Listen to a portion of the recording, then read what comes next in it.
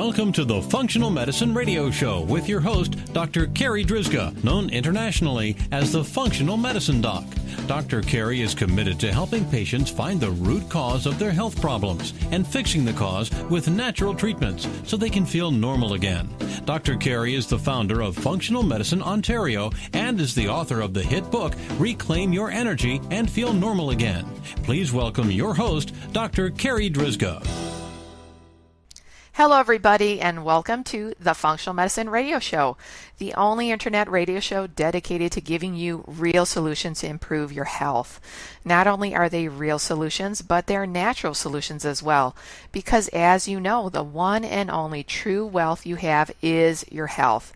I'm your host, Dr. Carri Drzyzga, the Functional Medicine Doc, and I'm committed to helping you find the root cause of your health problem, fix the cause with natural treatments so you can feel normal again and live your life to the fullest. Just a quick bit of housekeeping before I introduce today's special guest. I'm happy to announce that I am now working on my next book. The title is Reclaim Your Energy and Feel Normal Again for Men. I've discovered 14 root causes of fatigue. I like to call them the fatigue factors. And in this book, I'll explain 8 of the 14 and how they specifically relate to men. And of course, I'll include my own personal fatigue story, along with 4 or 5 other stories from real fatigue cases from my private practice. This book should be ready later this year, so keep your eyes peeled for it. That's it for our housekeeping, so let's get started. I'm very excited about this week's show because my special guest is Ronsley Vaz. Let me tell you a little bit about him. Ronsley is an entrepreneur specializing in creating businesses that connect people and ideas in new and innovative ways. He's the host of Australia's #1 food podcast called Bond Appetit that focuses on 2 main areas: uniting entrepreneurs through food and fixing their relationships with food. He's been cooking for over 19 years. He has started and run his own fresh food restaurant, specializing in uniquely flavored food, and also working in a big kitchen as part of a brigade of chefs. Ronsley has a master's degree in software engineering and an MBA in psychology and leadership. Ronsley, thank you so much for being my special guest today on this episode of the Functional Medicine Radio Show. Hey, Carri, it's a privilege. Thank you for having me. That introduction was very flattering. Thank you. So first off, I have to ask you this, and I'm sure all the listeners are thinking this. Ronsley, how did you go for a master's degree in software engineering and an MBA in psychology and leadership? How did you go from that into owning a restaurant and being a chef and all of that? Well, I suppose hindsight is always 20/20. You kind of look back and go, how did that happen? It happened really quickly, but I think there was an evolution. Ever since I was a little kid, I knew that I wanted to be involved in computers, and I kind of, had one of those the first computers at home, and I learned from there, and I suppose I knew that I wanted to get involved in it, so university was easy to choose from. But when it was funny because I was actually a software quality manager for a Canadian company, and I actually made it to Canada, and I know your whole Tim Hortons story, and I believe that I couldn't believe the coffee. I was like, I actually had 2 cups of coffee just before I flew out of Calgary. But when they got me to do an MBA and they paid for it here in Queensland in Australia, and ever since I sort of started doing my my business degree, I started looking at the world a bit different, and I was noticing all these opportunities that I never noticed before. Because initially I always thought I always wanted to be a 9-to-5 person. I didn't want to, the stress, I suppose, which I saw it as stress, but I didn't want the responsibility. I just wanted to sort of go to work and come back, and I started noticing things a lot differently. So, and I had been cooking for a long time. I was just like, I was the guy that they'd invite to barbecues just because I would be the one cooking. I could not make the best conversation, but I'd cook for everyone. So it was just one of those natural progressions. And at the time, at least, I was like, what isn't around, and how can I create something very unique? So I went and created a fresh food fusion restaurant that fused Portuguese flavors with Indian spices. It was good. It was a good experience. Now, it's so funny that you mentioned Tim Hortons, because a lot of my listeners know that I've been struggling with an addiction to Tim Hortons ice caps. And I will say at this point, I'm about 2 months totally off of ice caps, and actually totally off of caffeine. Because for a while there, I would not have ice caps, but I would switch to green tea, which still has caffeine. But I'm so proud to say I drive past Tim Hortons every day, and I have no feelings of ever turning into their parking lot. How do you do that? Tim Hortons, I was only in Calgary for like and I got stuck. And I was saying there's something in Tim Hortons coffee. I don't believe it's just caffeine in there. There's something. I think they put crack in there. I mean, I don't know. It's really addictive. It is. It is. But I don't know what finally switched inside of me that just said, like, no, I don't need this crap in my body anymore. Yeah. Yeah. That's awesome. So, Ronsley, how do your degrees in software engineering and psychology, how does that help you with being a chef? Well, I suppose from a business point of view, now I am a chef, and I've sort of cooked in various places and done all that. But I think on top of all that, I think I'm a business person. There's something that really juices me about creating stuff, and I think that's why I gravitate towards chefing, because I'm always creating new stuff. How do they help me? I think I don't have to rely on anyone to do my IT, so it does really. And in terms of leadership and psychology, I think it really helps in structure, organization. It helps in understanding why people do certain things, and especially because what we specialize in at Bond Appetit, I've got two businesses. I've got a digital media business and Bond Appetit, which is the food business. But with Bond Appetit, we cook for high-performing individuals in their home. So we have chefs that we get out of the kitchen, and they go through a process, and then they start cooking for these entrepreneurs, athletes, movie stars, whatever. And what they have a certain addiction to certain things for a reason. It kind of helps me a little bit to decipher that. And give them foods that they still love to eat, but are still aligned with their goals, whatever their goals might be. It could be focus, it could be energy, it could be weight loss, it could be whatever. And I think it's you never lose anything that you learn at whatever stage, however much you think at the time that this is a rubbish subject, and I'm not sure why I'm going through this pain of going and answering this exam and all that kind of stuff, but I think it always helps at some stage. So, Ronsley, I know for myself, and probably for you too, that from a health standpoint, that food really is your best medicine. And that for a lot of our listeners out there, and for even me, there are times where I just get stuck with my diet, stuck with food, not even sure what I should make. Like, I know I need to eat, but I'm not really craving anything in particular, but I need to eat. I need to get fuel into my body. And I'm sure every listener, including me, would love to have a personal chef. In fact, I'm very close to bringing that subject up to my husband. I think it's time for us to get somebody to come in at least once a week to make a bunch of meals, stick it in our refrigerator, because I'm starting to run low on time and feeling pressure. But what's most important for me is to keep balance within my life, to keep balance in all areas of my life, within my private practice, my business, my relationship with my husband, and just having time for myself. So for those of us who cannot afford a personal chef like you just yet, what would you say are 5 small actions that all of us could start doing today to help get us unstuck when it comes to food and nutrition? Well, I think one of the top things that we kind of need to do that we don't do as much today is drinking water, because we don't necessarily know the difference between being, or rather, our body doesn't know the difference. Oh, sorry, our brain doesn't know the difference between being thirsty and being hungry.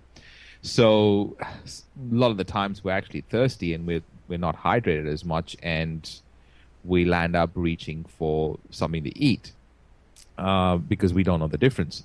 So just upping or increasing your water intake could be like a massive benefit to understanding whether you're thirsty or hungry, and also just staying hydrated. And I suppose what happens when we think that we're hungry and we're not sure what we're craving, and we land up eating stuff that is not necessarily good for us. So they usually come in a packet disguised as food, and they have the perfect amount of salt, sugar, and fat.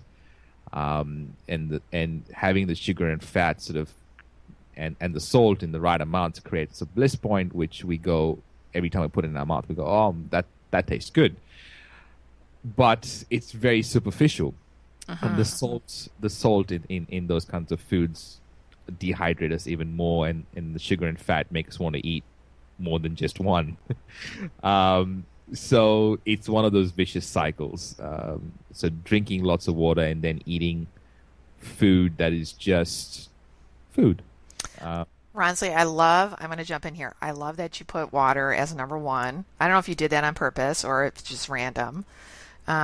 This week, one of the things that I've been doing, because I often recommend water to patients as well. When a lot of people come in, they're tired. A lot of fatigue that they feel is actually just brain-based fatigue and can come from simple dehydration. So one of the things that I've been doing all week is on Sunday, I actually took out my measuring cup, and I recommend for people they drink half their body weight in ounces. And so what I did on Sunday, I took out the measuring cup, I measured out all that water, put it in a big pitcher, and made it a commitment that every day that I would make sure that I drank all that water in the pitcher by the end of the day. And it actually has not been that hard for me, I guess, because I'm already pretty much drinking my full day's dose of water on a daily basis. But I love that you said your brain doesn't know the difference between being dehydrated and being hungry. So if you're hungry, maybe the first thing you should do is drink a big glass of water. Absolutely. I suggest that to everybody. And when you think you're hungry, have a glass of water, and then if you're hungry, then you can go and eat after that. But if you're thirsty, then you probably don't need to eat, and then you reduce the amount of food that you put into your body every day. And also, I suppose waking up in the morning and having this giant glass of water because of all the water you lost overnight is also really, really helpful. Like I have at least a liter of water every morning when I wake up. Here's a question for you, Ronsley. Sometimes I'll have patients that come in and they'll say, yeah, I know, Dr. Carri, I need to drink all the water, but I'm so sick of drinking water. And I'm like, it's kind of weird to me, because I'm like, how can you be tired of drinking water? So really what they're asking is, can they put something in their water to give it some flavor? No. Good, because that's what I say to Ronsley. You could put, I suppose you can squeeze a lime in it, but I'm sure that's not what they're after.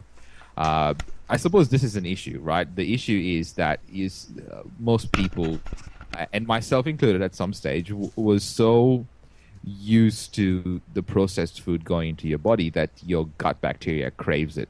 So it kind of, that's the only kind of digestion that it knows. So it kind of craves this bliss point that I spoke about earlier, this perfect amount of salt, sugar, and fat that your body gets, and it kind of goes, this is really what I wanted.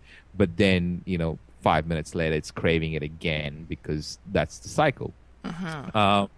it's about breaking that cycle. And I would say persevere for a couple of weeks until you suddenly realize your taste buds do something magical, and you start looking and appreciating food for what it is, and all your other five senses start developing. You kind of look at food, and your body gets ready to digest it. But real food, not beige food, because we kind of have gotten to a point where we eat beige food, but no food on the planet comes out beige. So it's actually the color that really excites us, and we kind of somehow miss that. There's something happened.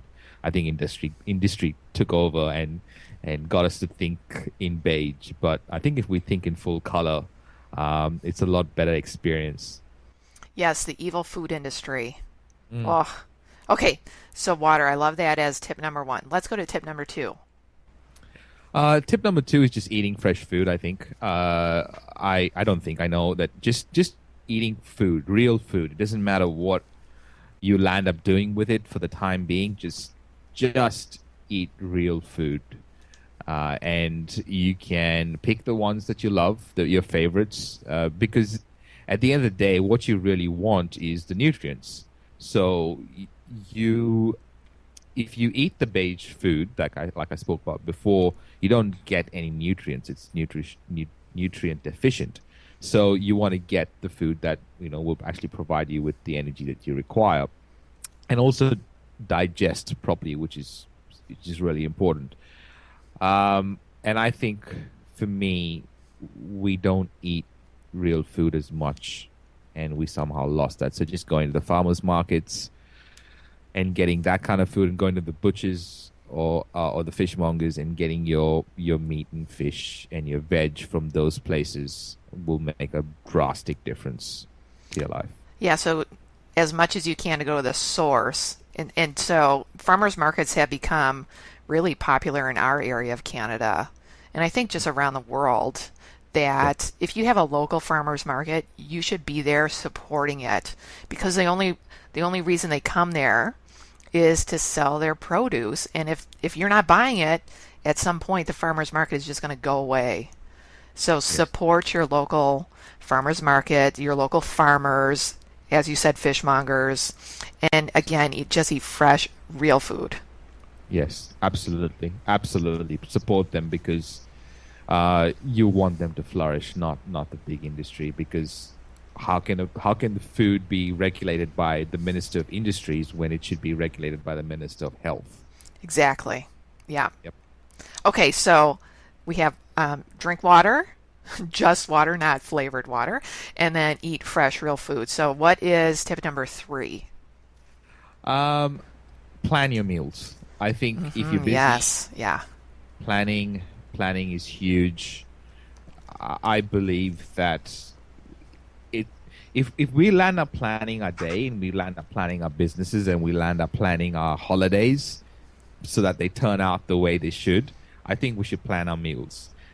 It makes a lot of things easier. It makes shopping easier. It makes cooking easier. You can batch cook. You can, prep. And if you think about it, in a restaurant, we kind of, you come in and you order, and what we do is we produce your food for you in 5, 10, 15 minutes at the most. Anything over that is like you're kind of going, this is bad service. It's not a good restaurant. Yeah. Exactly. So you can do the same thing. You can reverse engineer that in your home. So when you say I don't have the time to cook, it's probably because you don't have the time to plan, or you haven't put the time into planning it. So if you have your meals planned, I guarantee that you can put together your dinner in under 5 minutes. In fact, I do a tour around Australia for a store here called The Good Guys, which is an appliance store. They have everything from televisions to cookware and everything in between, right? It's a massive store. And what I do for them is I go in and do a 1-hour session for whoever comes in, for their people, and I do 5 dinners in an hour, right from peeling the onion, right? So and even take 15 minutes of questions in between. So the idea that you cannot cook and you don't have the time is one of those, I want to say, reasons that the advertising industry through the prepackaged food has made us believe, and I don't think it's true. So I love this about planning your meals, because I think you've hit the nail on the head with that most people don't take the time to plan their meals. A lot of people, they'll take the time to watch TV, but they won't take the time to plan out their meals. And my gosh, there's so many free resources online at this point of, a whole week's menu. All you have to do is download it with the shopping list, go to the grocery store, buy everything, and then this is the order that you prep everything and you cook everything so that you can make more than just one meal. So you said Ronsley, you can make 5 meals in under an hour, but most of us think that we cannot. But if all it takes is the right planning, you could easily make 3 meals within an hour, wouldn't you say? For us, all of us that are not chefs and do not have the knife skills that you have. This is really great that you brought this up, Carrie, because this is how I started my presentation. This is how I start my presentation. I'm like, everyone always asks me how to use a knife and what my knife skills are and how to use a knife. And I show them my knife and I say, this is, Japanese steel, 69 blade, sort of steel blade knife. It's awesome. It's very sharp. And you know how you use it? You put it down and you use the food processor. You don't. There you go. Yeah. We forget about those tools. Exactly. And you can make 5 dinners in an hour, and it's not difficult at all. Use your oven, use your cooktop, use the tools that you have in the cupboard somewhere hidden away that has not been used. You don't need great knife skills, and it'll come out really well cut. I mean, I wouldn't do that at home just because I love cutting. It's one of my meditative process that I go through, and my wife will tell me that I don't cook enough at home. But just to get things done, a food processor is massive. Just use it. As you said that, I was kind of thinking of Jamie Oliver. I tend to watch a lot of his shows because he has really simple tips and tricks, just like you mentioned about use the food processor, get it out of your cabinet, put it right next, right on your countertop and leave it there, just like you would your toaster or any other gadget. Leave it there and let that do most of the work for you. Absolutely. Do all your salad prep if you have to, all your vegetable cutting, or do all that at the start of the week, or on the weekend. You don't need to do it every day. Okay, so far you talked about drinking good water, eating fresh real food, planning your meals. Okay, lay number 4, lay it on us. All right. Do not eat in front of the television. I believe that we've lost the idea of sitting around a table and sharing a meal with the people that are closest to us.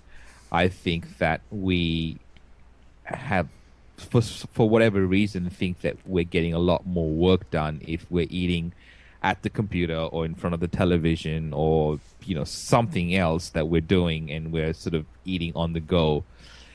And I don't think that that's healthy.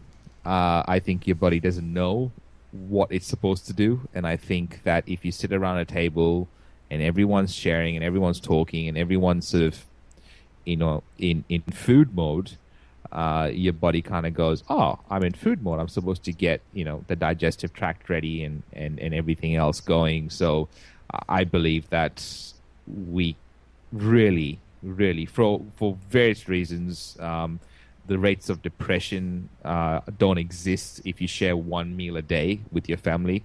True story. There's so many benefits. So, eat around a table, eat with people, just eat. Don't do something else and eat and think that you're, doing a good thing. Amen to that. I'm going to share a personal story here. My husband and I, we would always eat our dinner in front of the TV. Like we'd come, my husband, he's also a doctor. He's a chiropractor. And we would come home from seeing patients, fix our dinner, and then just plop in front of the TV and just eat in front of the TV. And we did that for 18 years. Now, we're married for 19 years, so we did that for like 18 years. And so about a year ago, and this actually, he started doing this. He cleared off the kitchen table because that was just piled with papers. He cleared off the kitchen table and he said, "We're going to eat at the dinner table tonight." I said, "Oh, why? Like, is something wrong?" And he said, "No, I just think we should eat at the table." So I said, "Okay." So dim the lights a little bit, put on some music, and we've been doing that every night, pretty much every night, I would say, for the past year, just enjoying each other, talking about our days, just sharing time with each other. It is so important, and you're right, we've just gotten away from it. And you feel a lot closer, don't you? Absolutely.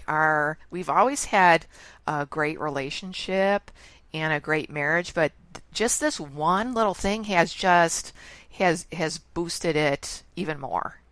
Yes. Yes, and it also allows you to enjoy your food. It's not mine. In that part too, yeah.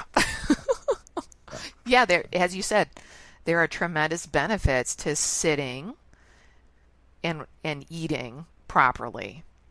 Yes. Sharing relationships with other, but then just the health benefits. Yeah. Okay, so go ahead. Sorry, I also think that you get a chance to appreciate all your five senses, which we don't get a chance to do if we're just mindlessly eating. That's true. That's true. And one of the things that I've developed is a taste for red wine.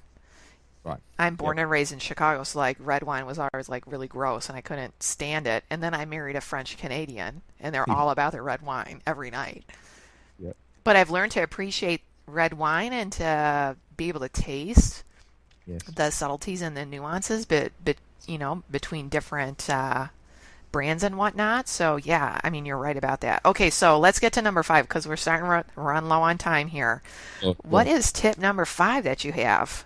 Well, if you do land up going to the supermarket, tip number 5 is don't believe in the label.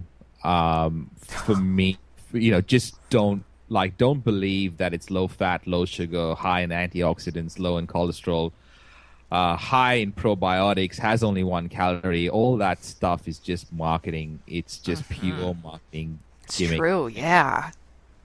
Don't do that. Like, turn it around. If you really want to know what's in it, and you really believe that it's low in fat, turn it around. Don't actually look at that table because that table means nothing, even though it's very difficult to decipher the table. But look at the ingredient list. That is what you should be looking at. If there are ingredients in there that you don't understand or you can't pronounce, then it's a sign that you should be putting it back on the shelf and looking at something else that you should be consuming. You are so right about that. I know here in Canada and in the U.S., the labeling laws are so loose that, I mean, you could put on your eggs, you could say that these are omega-3 eggs, and you're getting your omega-3s from eating these eggs. But the harsh reality is you'd have to eat a whole pile of those eggs in order to get any therapeutic amount of omega-3s. Oh, okay. Same thing with probiotics, and oh my gosh, there's so much crap out there that they put on the label that's just false. It is so ridiculous. I actually came across a bag of carrots that said 99% fat-free.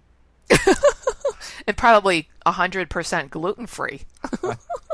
And I was just like, I got to take pictures of these. And I took pictures of it, and I was like, this is ridiculous how stupid it's getting. But there's obviously a reason for it. And I just feel like as many people as possible don't believe that it's there and it's good for you because it's there. And the government would do whatever it needed to do to get stuff that is not good for you off the shelf. That's not necessarily true. Yeah, you're right about that. So again, don't believe the label, the flashy packaging, even things that are they have the word healthy on them or all natural, even things that say organic and gluten-free. Man, if you actually turn over the package and you read the ingredients, you'll be shocked at how many products that are called 100% organic, 100% gluten-free actually have probably about 10 things on the ingredients label that you cannot even pronounce. Like, they're so unhealthy. Yeah.